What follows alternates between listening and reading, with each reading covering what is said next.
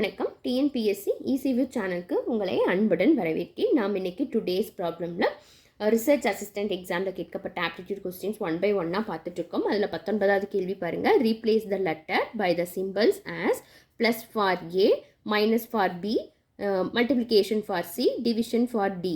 Find the answer for the pattern 4b, 3c, 5a, 30d, 2 by doing the given operations அப்படின்னு கொடுத்துருக்கு. அதாவது ரொம்ப easy தான். ஏக்கு பதில் ப்ளஸ்னும், பிக்கு பதில் மைனஸ்னும், சிக்கு பதில் இன்டூனும், டிக்கு பதில் டிவிஷனும் எடுத்துட்டோம்னா இந்த கொடுத்துருக்கிற பேட்டர்னை உன்னோட ஆன்சர் என்ன அப்படின்னு கேட்டிருக்காங்க. அப்போ 4, பிக்கு பதில் என்ன போடணும், மைனஸ் 3, சிங்கிறது என்னது, சிக்கு பதிலாக மல்டிப்ளிகேஷன் 5, ஏக்கு பதில் என்ன பண்ணுவோம், ப்ளஸ் பண்ணுவோம். அப்புறம் 30, டிங்கிற இடத்துல டிவிஷன், இங்கே 2 போடணும். அவ்வளோதாங்க.